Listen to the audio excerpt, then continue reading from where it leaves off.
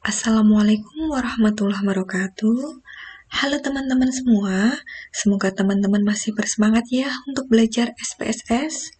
Pada video kali ini, kita akan belajar bersama tutorial pengujian hipotesis menggunakan program SPSS. Yang akan kita lakukan yaitu pengujian ANOVA 1 jalan atau One Way ANOVA menggunakan program SPSS. Oke, langsung saja kita menuju contoh kasusnya ya. Seorang mahasiswa ingin meneliti apakah ada perbedaan efek 3 metode pembelajaran, yaitu metode A, metode B, dan metode C terhadap prestasi belajar.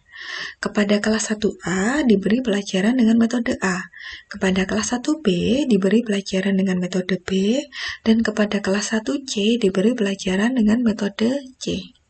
Pada akhir semester, kepada mereka diberi tes yang sama.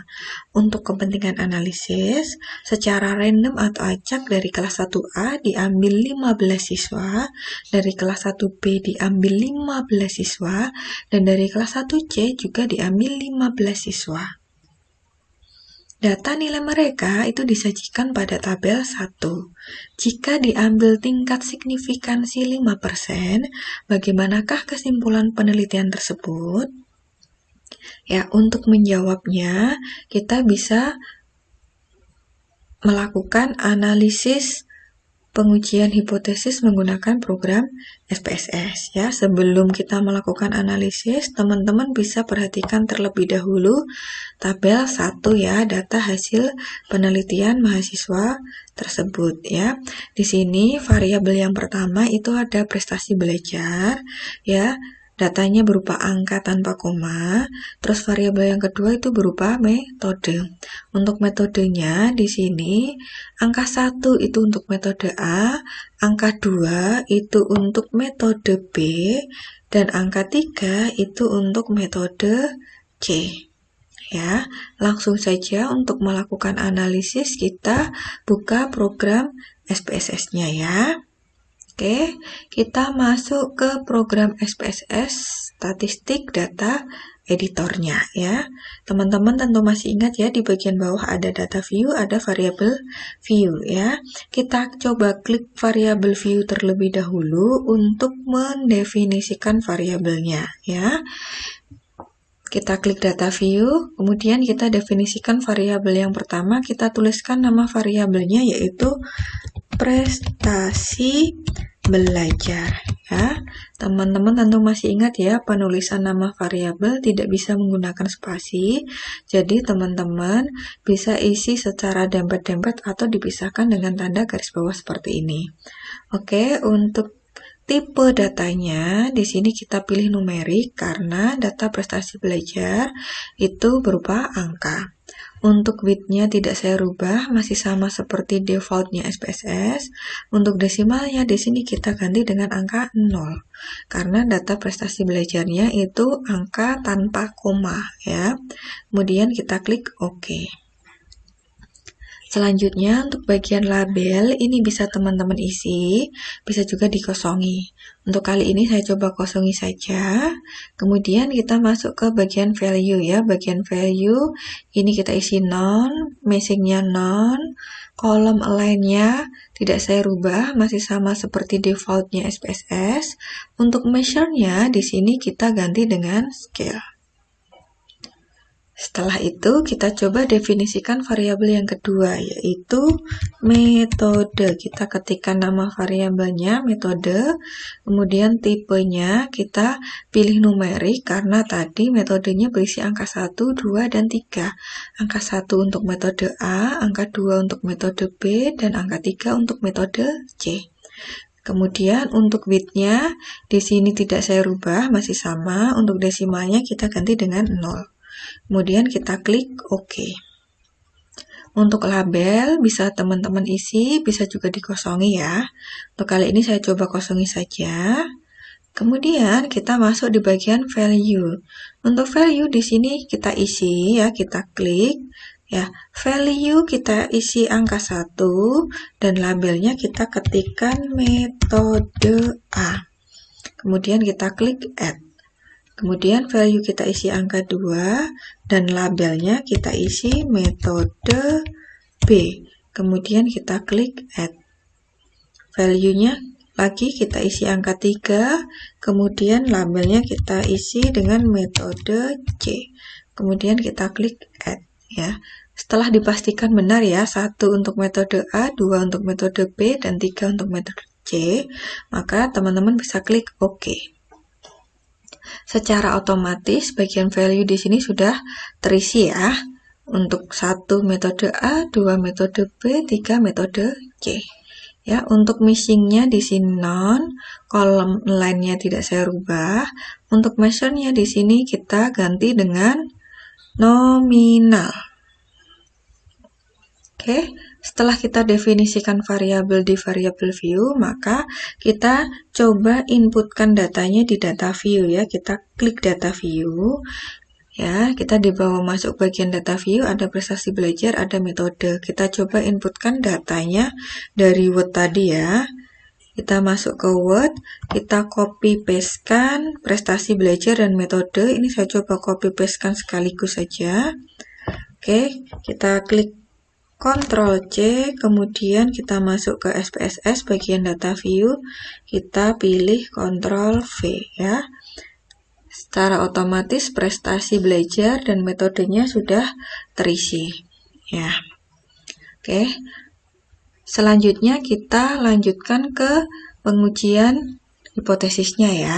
Pada kasus ini ya, kita melakukan pengujian hipotesisnya itu adalah ANOVA 1 jalan atau one way ANOVA. ANOVA 1 jalan atau one way ANOVA itu digunakan untuk menguji perbedaan rata-rata 3 atau lebih kelompok data yang independen. Adapun prasyarat analisisnya itu yang pertama, sampel diambil secara acak atau random dari populasinya.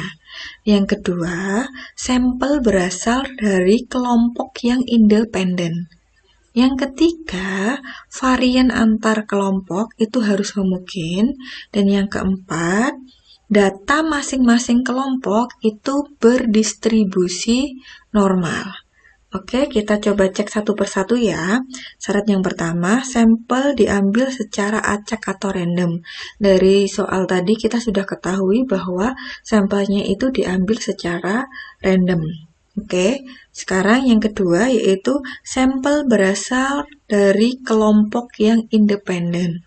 Ya, dari soalnya tadi kita juga sudah mengetahui bahwa sampelnya itu berasal dari kelompok yang independen.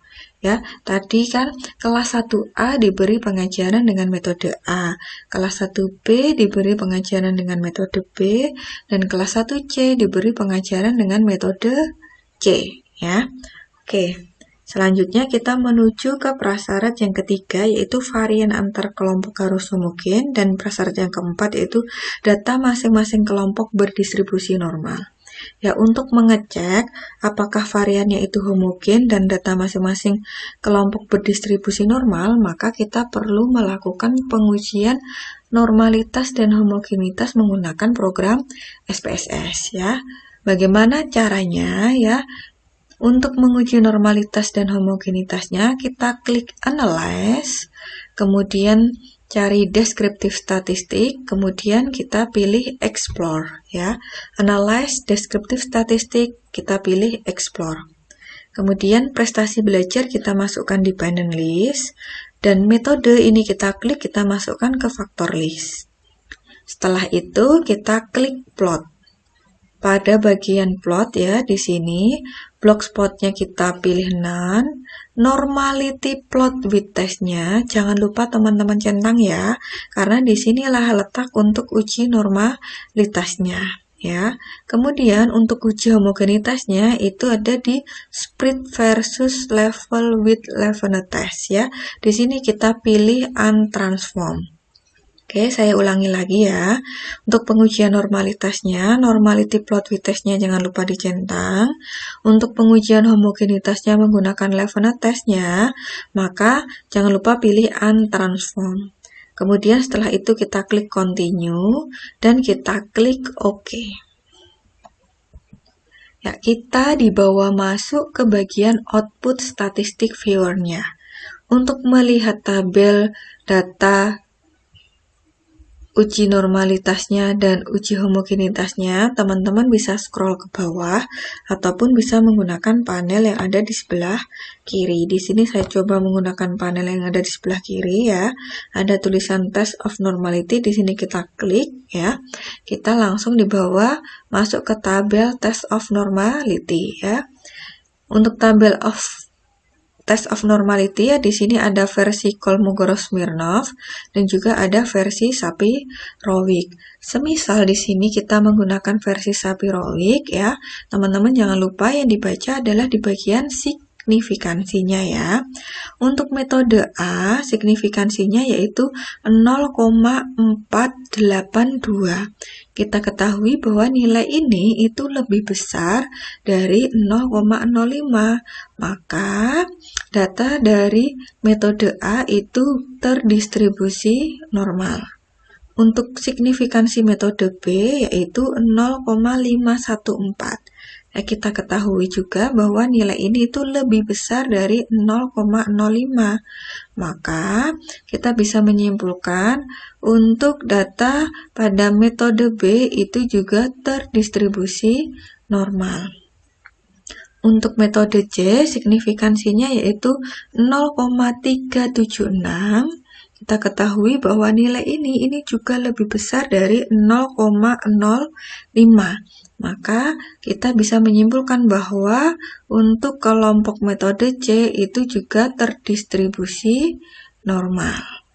Ya, berarti di sini ketiga data ya, baik metode A, metode B, metode C semuanya terdistribusi normal ya.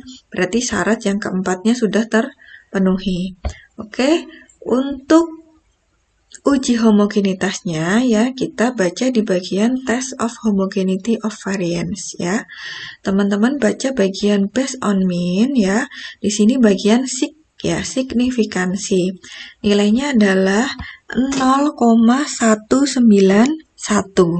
Nilai ini juga lebih besar dari 0,05. Maka kita bisa simpulkan bahwa datanya berasal dari varians yang homogen. Ya, di sini untuk prasyarat yang ketiga juga sudah terpenuhi ya. Normalitas, homogenitasnya sudah terpenuhi. Oleh karena itu, kita bisa lanjut ke pengujian hipotesis menggunakan ANAVA 1 jalan. Bagaimana caranya ya? Caranya untuk menguji hipotesis ANAVA 1 jalan, kita klik Analyze, kemudian kita cari compare mean, kemudian kita klik one way ANOVA. Saya ulangi ya, Analyze, cari compare mean, kemudian kita klik one way ANOVA 1 jalan. Kita klik ya. Untuk prestasi belajar, ini kita masukkan ke dependent list menggunakan tanda panah. Kemudian untuk metode, di sini kita klik, kita masukkan ke bagian faktor ya. Oke. Dependent list prestasi belajar, faktornya adalah metode. Setelah itu kita klik option ya. Untuk bagian option, untuk statistiknya, jika kita mau memunculkan statistik deskriptifnya kita bisa centang ya. Di sini untuk homogeneity of variance testnya juga bisa kita centang ya. Kemudian setelah itu kita klik continue. Kemudian kita klik OK. Ya, kita dibawa ke output statistik viewer-nya ya, bagian one way ya. Teman-teman bisa scroll ke bawah, di sini bagian one way. Ya, bagian one way ANOVA untuk outputnya di sini ada 3 tabel. Yang pertama tabel deskriptif ya, yang berisi di sini ya, untuk metode A, metode B, metode C berapa nilai rata-ratanya, berapa standar deviasinya, berapa standar errornya, dan seterusnya ya. Kemudian ada tabel test of homogeneity of variance ya. Teman-teman bisa cermati di sini ya. Untuk nilai signifikansinya ini adalah 0,191. Nilai ini itu sama seperti nilai di tabel uji homogenitas yang kita lihat di atas tadi ya. Saya kembali ke atas, test of homogeneity ya. Nilainya sama, 0,191. Untuk level statistiknya juga sama, 1,723 ya. Kita ke ANOVA, kita cek. Level statistiknya juga sama, 1,723 ya. Dari sini kita juga sudah bisa menyimpulkan bahwa datanya juga berasal dari varian yang homogen ya. Untuk uji one way ANOVA ini ya, kita sekaligus ya bisa memilih untuk uji homogenity-nya ya. Seandainya teman-teman ketika pada waktu analisis eksplorasi kelupaan untuk menguji homogenitasnya, nanti ketika teman-teman memilih one way ANOVA itu otomatis sudah muncul tabel test of homogeneity of variant. Syaratnya tadi di bagian option ya, homogenity-nya jangan lupa dicentang.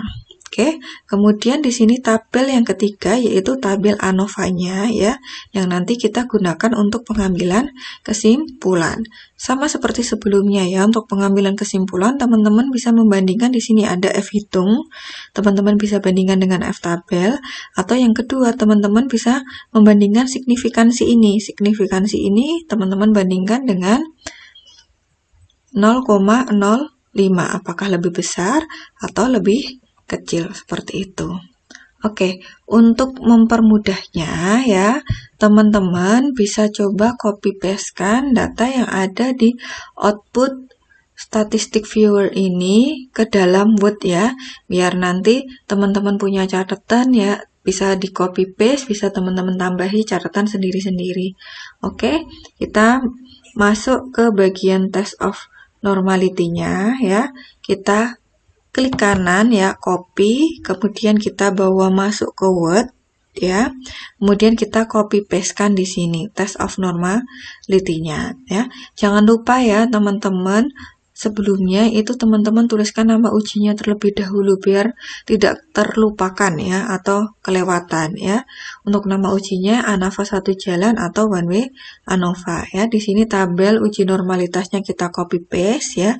Semisal tadi yang kita gunakan Sapir-Whorf, di sini untuk Sapir-Whorf untuk signifikansinya sudah saya beri warna kuning supaya bisa lebih mudah untuk melihatnya ya. Kita ketahui tadi bahwa nilai signifikansinya ya semuanya lebih besar dari 0,05, maka terdistribusi normal semuanya. Oke, untuk bagian uji homogenitas juga teman-teman bisa copy pastekan data output dari statistic viewer-nya tadi ya. Kita kembali ke output, teman-teman bisa copy, kemudian pastekan di bagian Word-nya. Ya, di sini juga sudah saya beri warna kuning ya, supaya teman-teman nanti ingat tidak lupa mana yang dibaca ya. Yang dibaca adalah bagian signifikansi, bagian based on mean ya. Dari sini teman-teman bisa tambahkan keterangan homogen seperti itu, tidak masalah. Ya. Karena prasyarat analisis variansi satu jalan ya, ANOVA satu jalannya sudah terpenuhi semuanya, maka ya kita di sini copy pastekan ya output SPSS dari one way ANOVA-nya ya. Kita kembali ke output, kita klik ya di sini bagian one way. Ya, bagian one way.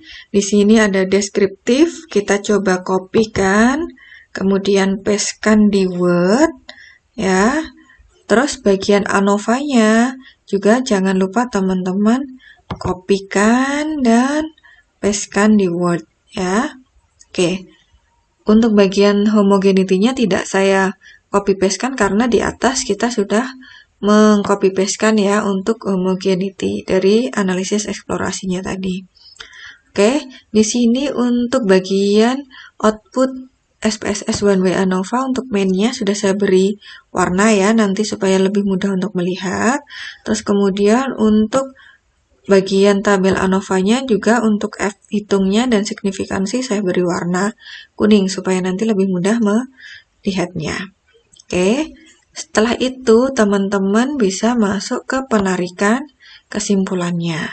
Ya, untuk pengambilan kesimpulan tadi sudah saya sampaikan ya, seperti sebelumnya kita bisa menggunakan dua cara. Yang pertama membandingkan F hitungnya dengan F tabelnya. Yang kedua bisa menggunakan signifikansinya ya. Sebelum kita menarik kesimpulan ya, kita tuliskan hipotesisnya terlebih dahulu. Hipotesis umum untuk ANAVA satu jalan ini adalah seperti ini ya, yang saya tuliskan dalam kotak ya. Untuk H0-nya mu1 sama dengan mu2 sama dengan titik-titik sama dengan mu-k ya. Di sini tergantung banyaknya kelompok datanya berapa ya. Pada kasus video ini kan tadi ada 3 kelompok ya, metode A, metode B, metode C. Berarti di sini nanti mu1 sama dengan mu2 sama dengan mu3 seperti itu. Untuk H1-nya ya, itu mu1 tidak sama dengan mu2 atau mu2 tidak sama dengan mu3 atau titik-titik ya, atau mu-k tidak sama dengan mu-k-1 tidak sama dengan mu-k ya. Atau bisa kita tuliskan juga seperti ini. Paling sedikit ada dua rerata yang tidak sama ya. Ini penulisan hipotesis secara umum pada ANAVA satu jalan ya. Untuk kasus pada video ini ya, semisal kita coba tuliskan hipotesisnya itu seperti ini ya. Yang pertama, H0-nya itu tidak ada perbedaan prestasi belajar antara ketiga metode pembelajaran. H1-nya ada perbedaan prestasi belajar antara ketiga metode pembelajaran ya. H1-nya ada perbedaan prestasi belajar antara ketiga metode pembelajaran. Untuk kriteria pengujiannya, jika kita menggunakan F tabel dan F hitung, H0 diterima itu jika F hitungnya kurang dari sama dengan F tabel. H0 ditolak itu jika F hitungnya lebih besar dari F tabel. Jika kita menggunakan signifikansi ya, ini sama seperti sebelumnya, pada uji T pun juga masih sama ya. Uji ANAVA satu jalan juga masih sama ketika kita menarik menggunakan signifikansi, kriterianya yaitu jika signifikansinya lebih besar sama dengan 0,05 maka H0-nya diterima. Ya, teman-teman masih ingat ya analoginya kita di awal ya. Jika teman-teman dikasih uang yang lebih besar maka teman-teman terima uang tersebut ya. Jika signifikansinya kurang dari 0,05 atau signifikansinya lebih kecil dari 0,05 maka H0-nya ditolak. Jika teman-teman dikasih uang yang lebih sedikit ya, maka teman-teman tolak ya. Itu analogi yang saya buat pada video-video sebelumnya ya. Kita bisa gunakan atau teman-teman bisa menggunakan analogi yang lain. Kemudian setelah itu kita coba masuk untuk membuat kesimpulan ya. Untuk cara yang pertama kita menggunakan F tabel dan juga F hitung. Kita tentukan terlebih dahulu F tabelnya ya. F tabelnya ini dapat teman-teman lihat dari buku statistik ya. Pada signifikansinya 0,05 dengan DF-nya, DF1-nya itu sama dengan 2, DF2-nya itu 42. Teman-teman tahu dari mana DF1, 2, DF2-nya ini 42 ya. Saya coba scroll ke atas ya, ke tabel output ANAVA-nya tadi ya. Di sini ada DF ya. DF yang pertama ya, between group itu ada 2, within group itu ada 42 ya. Ini DF1-nya 2, DF2-nya itu ada 42. Oke, teman-teman bisa cari di tabel ya, buku statistik F tabelnya di sini ketemu 3,220. Ya. Setelah itu, kita coba bandingkan F tabel dengan F hitung. Kita ketahui dari output SPSS One Way ANOVA tadi, F hitungnya adalah 6,257. Oke, saya coba tunjukkan lagi. Saya scroll ke atas ya. 6,257 ini, kita coba scroll ke atas ya. F hitung ya, 6,257 ya. Nilai ini jika kita bandingkan dengan F tabel ya, 6,257 ini ternyata lebih besar dari 3,220. Maka kriterianya itu adalah F hitung lebih besar F tabel. Kita buat kesimpulannya H0-nya ditolak ya, H0-nya ditolak. Jika H0 ditolak, maka H1 diterima, sehingga kesimpulannya itu ada perbedaan prestasi belajar antara ketiga metode pembelajaran, ya. Teman-teman bisa cek dari rata-rata prestasi belajar, ya, pada tabel deskriptif di output One Way ANOVA, ya. Saya coba scroll ke atas, ya, untuk memperlihatkan kepada teman-teman tabel deskriptifnya, ya. Di sini untuk tabel deskriptifnya ada min-nya, ya. Teman-teman bisa lihat untuk metode A min-nya 68,40, metode B 68,53, metode C-nya 77,92, ya. Kita lihat di sini, ya, bahwa ada perbedaan, ya, prestasi belajarnya. Oke, ini untuk penarikan kesimpulan versi pertama menggunakan F-hitung dan F-tabel. Bagaimana jika kita menarik kesimpulan menggunakan cara yang kedua, yaitu signifikansi, ya. Kita tinggal bandingkan signifikansi dari hasil output SPSS One Way ANOVA dengan 0,05, ya. Dari output kita ketahui signifikansinya 0,004. Nilai ini dapat dari mana, ya? Saya coba lagi scroll ke atas, ya. Di tabelnya, ya, di sini nilai signifikansinya 0,004. Nilai ini itu ternyata lebih kecil dari 0,05. Teman-teman ingat, ya, jika lebih kecil maka H0-nya ditolak. Ya, kalau H0 ditolak, maka H1-nya diterima. Sehingga kesimpulannya ada perbedaan prestasi belajar antara ketiga metode pembelajaran, ya. Teman-teman bisa cek dari rata-rata prestasi belajarnya, ya, pada tabel deskriptif di output One Way ANOVA. Apakah cukup sampai di sini kesimpulannya? Tidak, ya. Ya, kita lanjutkan ke uji lanjut ANAVA. Mengapa kita lanjutkan? Ya, karena H0-nya ditolak, ya. Jika H0 ditolak, maka kita lanjutkan dengan uji lanjut ANAVA atau post hoc untuk mengetahui manakah dari metode-metode itu yang secara signifikan berbeda dengan yang lainnya. Ya, jadi kira-kira metode mana yang berbeda seperti itu satu dengan yang lainnya. Untuk mengetahui perbedaan lebih lanjut, kita bisa uji dengan uji lanjut ANAVA atau post hoc-nya. Namun, nanti jika kesimpulan di awal itu H0-nya diterima, bukan ditolak, kita tidak perlu melakukan uji lanjut ANAVA, ya. Jadi, uji lanjut ANAVA atau post hoc ini kita lakukan ketika H0-nya ditolak, ya, untuk mengetahui lebih lanjut, ya, kira-kira perbedaannya itu di sebelah mana atau di bagian mana. Metode-metode manakah yang secara signifikan itu berbeda, ya. Saya ulang, ya. Jika nanti teman-teman menjumpai, ya, untuk kesimpulannya H0-nya ditolak, maka kita lanjutkan dengan uji lanjut ANAVA. Namun, jika kesimpulannya H0 diterima, teman-teman tidak perlu melakukan uji lanjut ANAVA. Ya, uji lanjut ANAVA hanya kita lakukan ketika H0-nya ditolak, ya.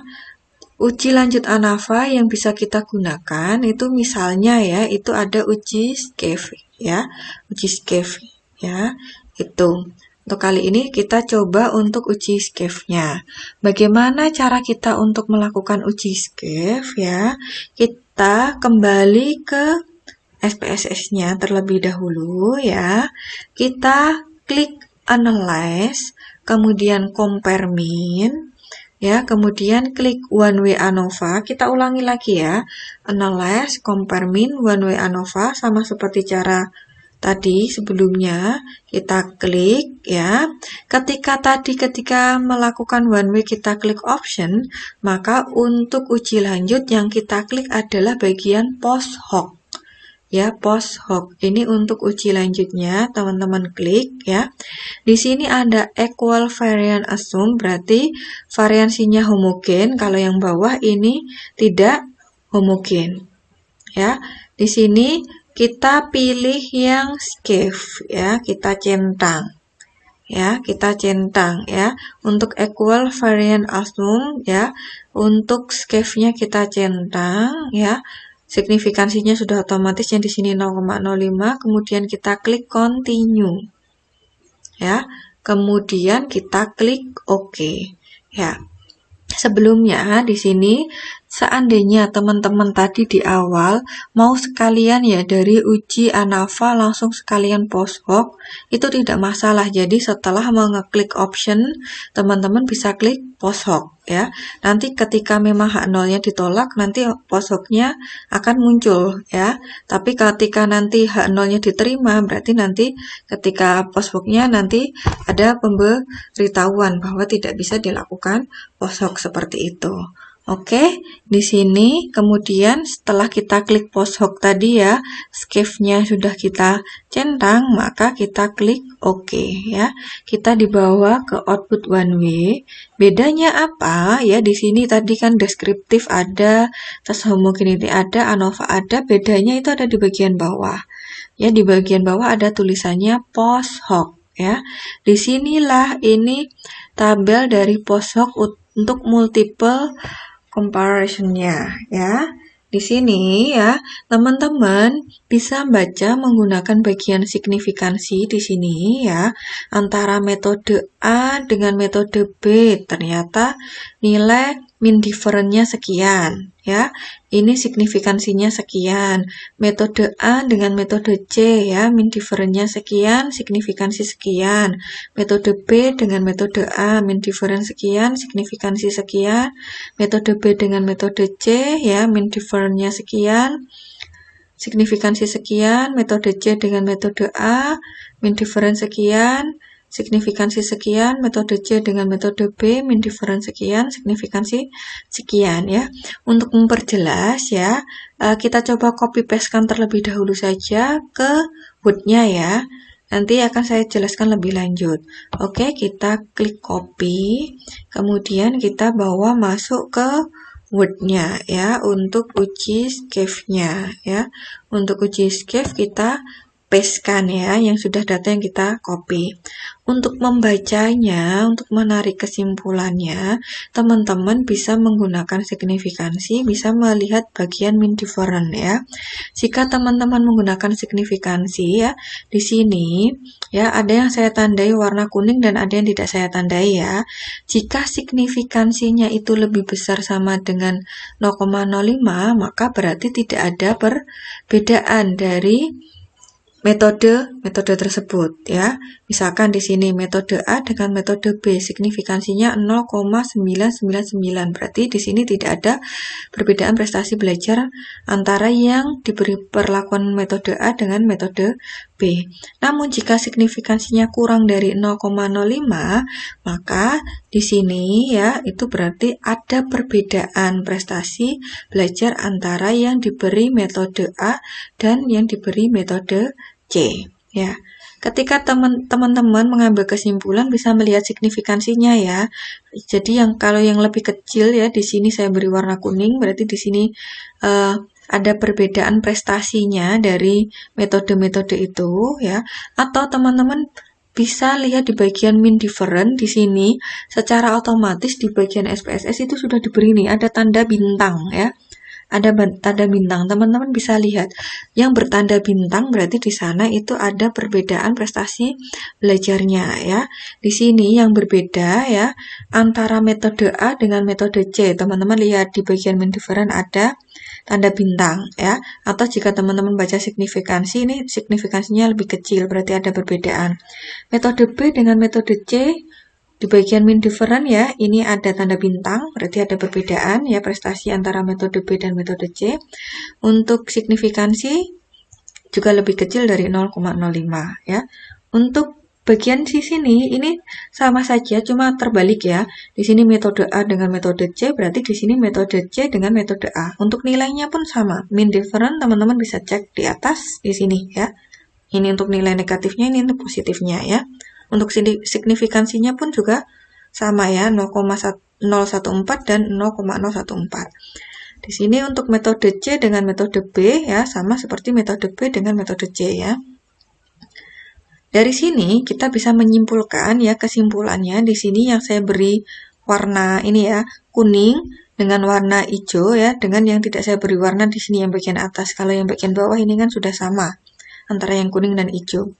Berarti kesimpulannya itu yang pertama, tidak ada perbedaan prestasi belajar antara yang diberi pembelajaran menggunakan metode A dan yang diberi pembelajaran dengan metode B ya. Teman-teman tadi bisa cek ya di prestasinya. Ternyata dari metode A dengan metode B prestasinya itu hampir sama atau bisa kita katakan sama ya. Saya tunjukkan mungkin di bagian one way di sini ya. Antara metode A dengan metode B ya. Coba rata-rata prestasinya teman-teman bisa cek ya. A dan B itu sama ya, seperti itu. Oke, untuk kesimpulan yang kedua, ada perbedaan prestasi belajar antara yang diberi pembelajaran menggunakan metode A dan yang diberi pembelajaran dengan metode C. Di sini kita ketahui bahwa prestasi belajar yang diajar menggunakan metode C itu lebih tinggi daripada yang diajar menggunakan metode A. Kita bisa cek ya, kembali ke sini ya. Yang C rata-rata prestasinya itu lebih tinggi daripada A. Oke, kesimpulan yang ketiga yaitu ada perbedaan prestasi belajar antara yang diberi pembelajaran menggunakan metode C dan yang diberi pembelajaran dengan metode B ya. Di sini prestasi belajar yang diajar menggunakan metode C itu lebih tinggi daripada yang diajar menggunakan metode B. Teman-teman bisa cek lagi ya. Di sini untuk bagian min ya, antara C dengan B prestasi belajarnya memang berbeda. Yang C lebih tinggi daripada yang B, seperti itu. Oke. Untuk kesimpulannya, jadi kesimpulan dari kasus pada video ini, yang pertama, tidak ada perbedaan prestasi belajar antara yang diberi pembelajaran menggunakan metode A dan yang diberi pembelajaran dengan metode B. Yang kedua, ada perbedaan prestasi belajar antara yang diberi pembelajaran menggunakan metode A dan yang diberi pembelajaran dengan metode C. Yang ketiga, ada perbedaan prestasi belajar antara yang diberi pembelajaran menggunakan metode B dan yang diberi pembelajaran dengan metode C. Jadi, dari sini kita ketahui bahwa ya, yang benar-benar berbeda itu adalah metode A dan metode C. Ya, dan metode B dengan metode C. Atau teman-teman bisa bolak-balik ya. C dengan A atau C dengan B itu ya. Atau A dengan C, B dengan C, ya seperti itu.